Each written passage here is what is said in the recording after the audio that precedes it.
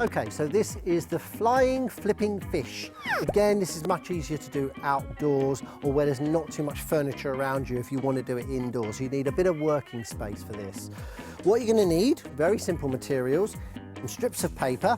Now I've cut mine from A4 paper, just an ordinary sheet of paper. You could cut it from other things too. We'll talk about that in a minute. And a pair of scissors. Small scissors are fine and they're safer. I just want you to make two very simple cuts, okay? So watch carefully. I want you to make a cut near one end, about halfway across, okay? Just halfway across. Turn it around and make a similar cut towards the other end. Okay, so they're the two cuts. Now you'll notice, if you look carefully, that one of the cuts came in from one direction and one of the cuts came in from the other direction. So in other words, on different sides of the strip. The reason for that is because I want you to turn it around and push those two cuts together, slide them into each other. Now I'm hoping that will remind you of something. There we see where the name of the experiment comes from. What I want you to do is hold it up in the air, okay? I've got it facing towards me. If it was a fish, it would be swimming towards me on its side, and I want you to let go and see what happens.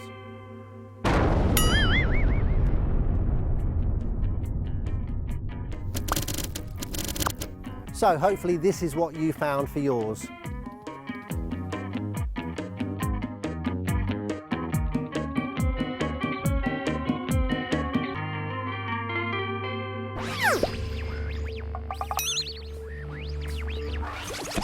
So why should this little gadget start spinning when you let it go? Why does it spin on its way to the ground?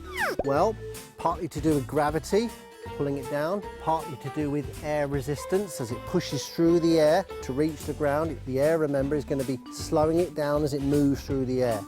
So when I let go, one of the edges that you can see, one of them, let's bring it down here and show you, one of the edges will almost certainly move lower than the other one straight away. That just happens usually. And as soon as it does that, the whole thing will then start to rotate in that direction. Usually when you let go in the way I am holding it now, if there's no breeze around, it will move in that direction and start spinning in that direction. And once it starts, it keeps going. You might call it an auto rotation, but it keeps going on its own. As it's falling, of course, it's been pulled by gravity. It's falling through the air, and the air is rubbing past it, of course, as it falls. But because of its shape and the way it's falling and the way it's changing its shape, the air is bashing against it and rubbing past it in different ways on different places. And that helps it keep spinning, in fact. And it spins all the way to the ground. Okay?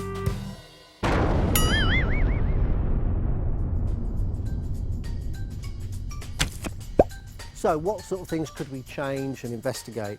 Well, one other thing I want to tell you is how fast this spins affects how quickly it falls to the ground. Now it turns out that the faster it spins, the longer it takes to get down. Or another way of thinking about that is the faster it spins, the more slowly it falls. Because actually as it's spinning, it's actually keeping itself up in the air, believe it or not. It's generating what we call lift, it's keeping itself up. Now this particular one I've made here, as long as we drop it where there's no breeze, like in a room, it'll always pretty well drop at the same speed and spin at the same speed.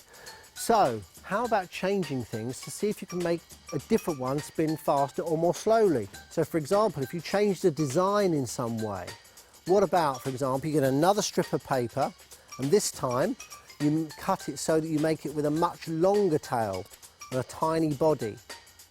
How about if you make it with a very tiny tail and a great big body?